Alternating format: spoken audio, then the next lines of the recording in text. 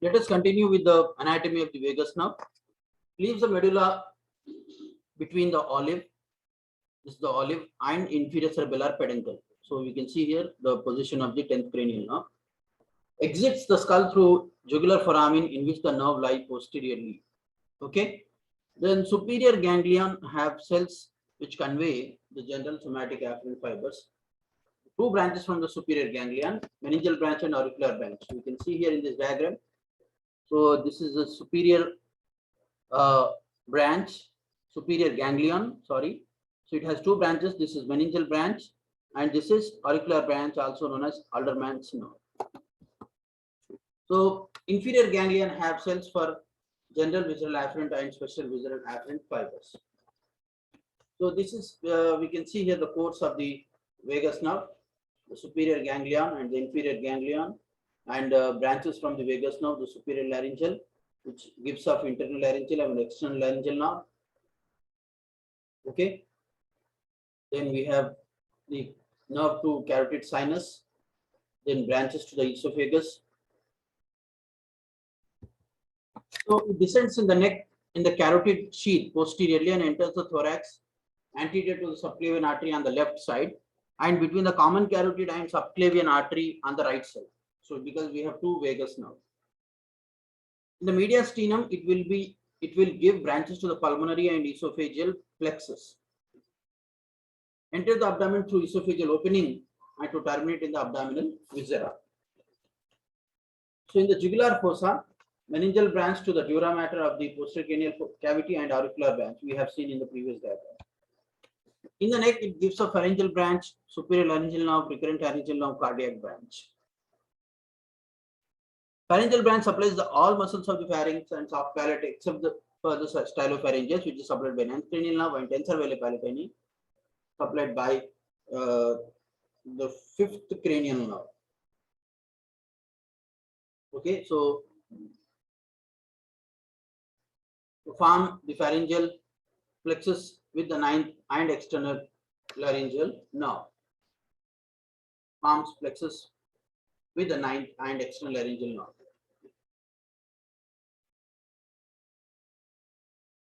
Superior laryngeal nerve carries special visceral efferent fibers, divides into external laryngeal nerve and internal laryngeal nerve. Okay. Then we have recurrent laryngeal nerve, then the cardiac branch. So basically branches are the pharyngeal branch, superior laryngeal nerve, which divides into external and internal laryngeal nerve, then recurrent laryngeal nerve and cardiac branch. Vagus nuclei associated with the vagus nerve. We have nucleus ambiguous. Number 2, dorsal nucleus of vagus. Then we have solitary nucleus, then the spinal nucleus of trigeminal nerve. The vagus nerve includes the axons which emerge from or converge onto 4 nuclei medulla oblongata. First nucleus is dorsal nucleus of the vagus nerve, which sends parasympathetic output to the viscera, especially the intestines. The nucleus ambiguous, which is the second one, gives rise to the branchial efferent motor fibers of the vagus nerve and preganglionic parasympathetic neurons that innervate the heart. The solitary nucleus, which receives afferent taste information and primary afferents from visceral organs. The spinal nucleus of trigeminal nerve, it receives information about the deep and crude touch, pain, and temperature of the outer ear, the dura mater of the posterior cranial fossa, and the mucosa of the larynx. Evaluation, sensory evaluation, difficult due to the overlapping of 7th and 9th cranial nerve. Motor evaluation, bilateral elevation of the palate and uvula without deviation indicate normal function to the of the vagus nerve. Unilateral vagal injury lead to failure of the palate elevation, uvula deviation away from the affected side, and unilateral vocal cord paralysis, that is hoarseness of the voice.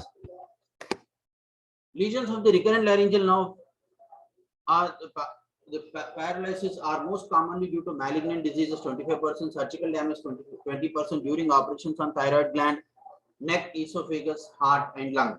So that's why you should know the proper anatomy of these the relations of the vagus nerve. Okay, because of its longer course, lesions of the left nerve are much more frequent than those of the right nerve. In complete unilateral paralysis of vocal cords, the cord takes up an intermediate position between full abduction and adduction. The voice becomes hoarse and the patient cannot cough in the usual explosive manner. In an incomplete lesion, the cord takes up an abducted position. That means the vocal cords. Okay, that is the power of abduction seems to be lost first, despite of several theories. There is no usually acceptable explanation why this should be so. High lesions of the vagus nerve, which affect the pharyngeal and superior laryngeal, as well as the recurrent laryngeal branches, cause difficulty in swallowing, as well as the vocal cord defects.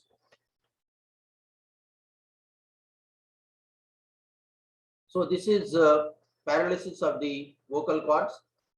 You can see in the respiration, intonation in the voice, unilateral paralysis. This is bilateral paralysis.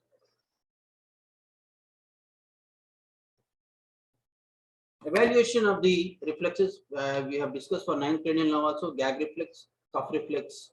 Okay. The afferents from ninth cranial nerve to the nucleus ambiguous efferent to the pharyngeal muscle. So the cuff reflex afferent fibers, they go along with the vagus and to the solitary nucleus, then to the medullary respiratory centers. So, and nucleus solitary, nucleus ambiguous, efferent to the larynx and pharynx muscles. Okay. So efferents, they supply the muscles. Vomiting reflex, cranial of 10 to nucleus solitaries, nucleus ambiguous, then efferent close to the glottis. Afferents, nucleus altorius, reticulospinal tract, contraction of the diaphragm and abdominal muscles. Evaluation, autonomic evaluation, ipsilateral, same side, decreased carotid sinus reflex may be seen because of vagal outflow is necessary. Bilateral vagal dysfunction is associated with tachycardia and other signs of sympathetic overactivity. Increase in heart rate, sorry. So with this we have completed the vagus nerve also. The branches from the vagus nerve and the clinical anatomy and evaluation related to the vagus nerve. Thank you very much.